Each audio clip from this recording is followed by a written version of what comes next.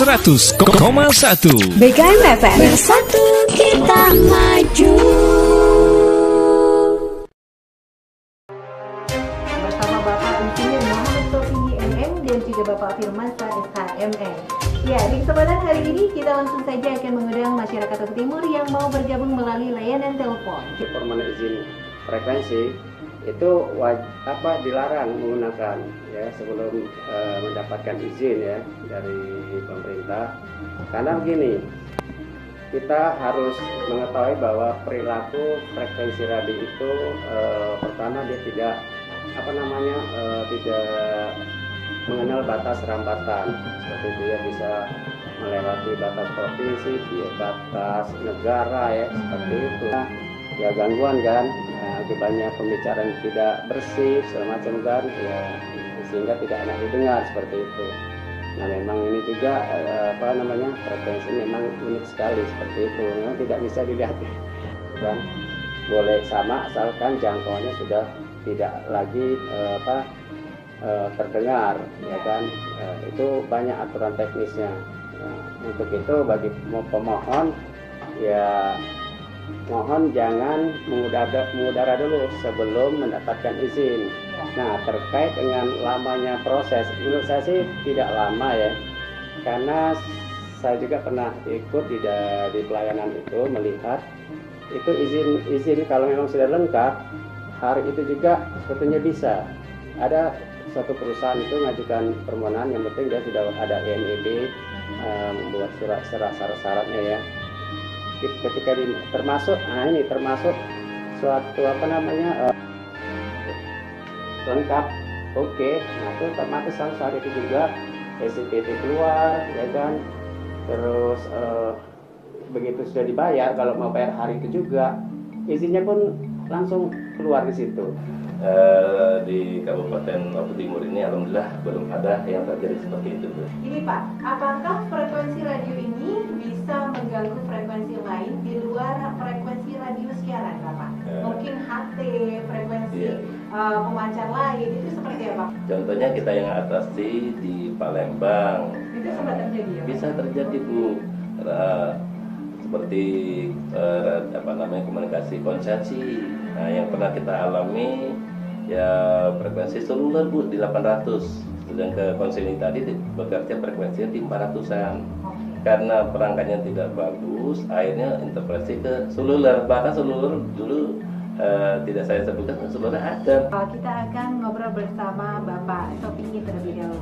Bapak, mungkin orang awam ini ya, termasuk mungkin Yola belum segitu jauhnya tentang berbicara yang dinamakan apa sih yang dimaksud dengan frekuensi radio itu sendiri Bapak?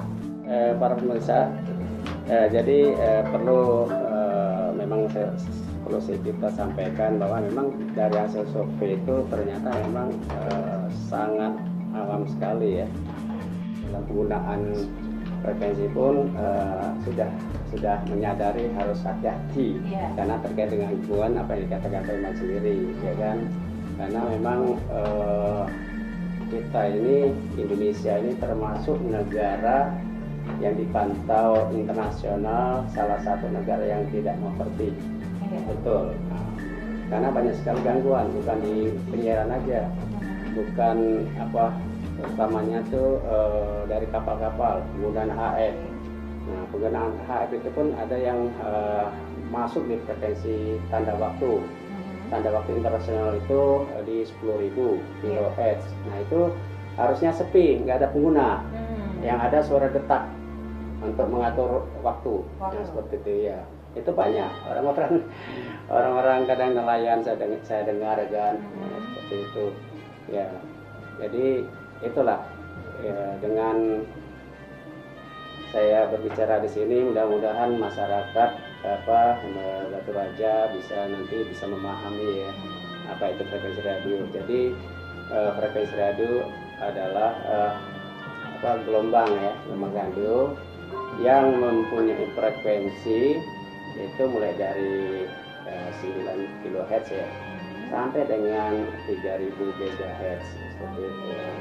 Lagi ada pita frekuensi. Nah biasanya pita frekuensi ini digunakan untuk seluler. Harus dimiliki radio itu seperti apa, Pak? Yang penting apa ya, ya tidak inilah dari pabrikan yang terutama ya, rata-rata itu udah kalau udah apa namanya standar ya.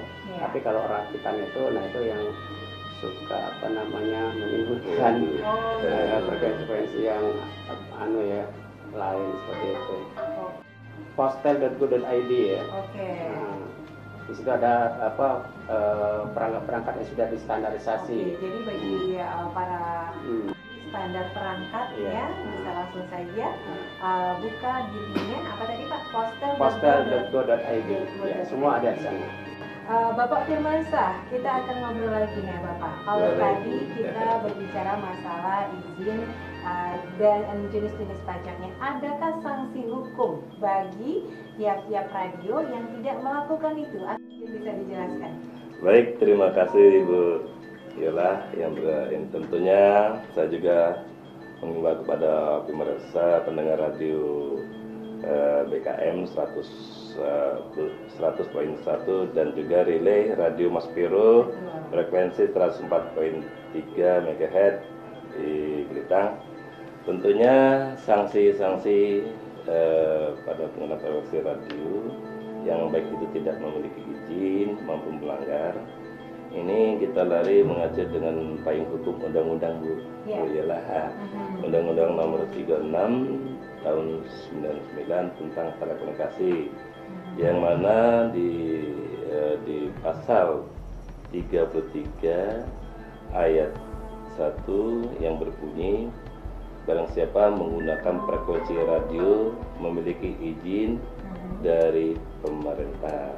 Dan junto pasal 53 ayat 1 itu sanksinya Bu Yola itu kurungan 4 tahun dan denda 400 juta rupiah. Wow, luar biasa. Iya, makanya hati-hati menggunakan frekuensi radio tidak sembarangan. Mudah-mudahan radio Maspiro dapat didengarkan pemirsa dan pendengar, khususnya masyarakat di Blitar. Mungkin itu Bu Yola. Lumayan panjang nih Pak, nggak terasa 1 jam kita menemani masyarakat Oku Timur dan juga bersama kita Bapak. Mungkin ada sedikit kesimpulan atau sesuatu yang mau disampaikan. Gini, jadi dari Undang-Undang Nomor 36 Tahun 99 tentang Telekomunikasi wajib kita pahami ada 2 pasal terkait dengan penyelenggaraan telekomunikasi, yaitu pasal 32 itu masalah standarisasi perangkat ya. Kemudian itu pun sanksinya lumayan sih, 2 tahun juga, 2 penjara, 2 tahun apa 200 juta. Kemudian yang kedua adalah pasal 33 ayat 1, ayat 2, ayat 3. Nah, ayat bahwa pasal 33 itu wajib mendapatkan izin dari pemerintah terkait dengan guna frekuensi radio. Itu ayat 1. Ayat keduanya itu harus sesuai peruntukannya. Artinya gini, banyak kita temukan perusahaan-perusahaan seharusnya dia izin konsesi, tapi dia pakai izin rapi, izin orari, itu banyak kita temukan. Gitu. Berarti salah aturannya ya Pak ya? Bukan salah aturan, maksudnya penggunaan. orang itu salah menggunakan. Salah penggunaan. Jadi dia punya izin orari karena dia bekerja di perusahaan itu, dia pakai frekuensi itu. Seharusnya perusahaan izin konsesi namanya tersendiri seperti itu. Jadi kemudian ayat 3 itu gini, apabila penggunaan frekuensi radio itu sampai menyebabkan kematian seseorang, nah itu bisa dibuktikan kalau misalnya pesawat jatuh karena mau mendarat terganggu oleh radio siaran. Kalau kita bisa buktikan itu, nah bisa itu. Si penggunanya kena sanksi sampai 15 tahun. Seperti itu ya. Baik Bapak, ada lagi mungkin disampaikan oleh Bapak Firmansyah?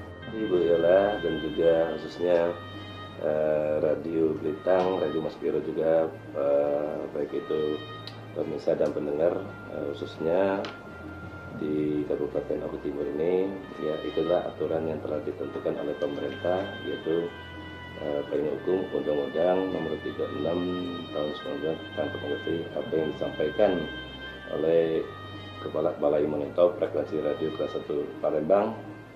Tentunya sanksi-sanksinya kepada pengguna frekuensi khususnya di Kabupaten Lombok Timur ini harus kita tertib sehingga tidak akan menimbulkan gangguan-gangguan terhadap frekuensi lainnya, dan jangan sampai menggunakan frekuensi itu melanggar dan akan dikenakan sanksi. Mungkin itu saja yang Bu Yola, terima kasih.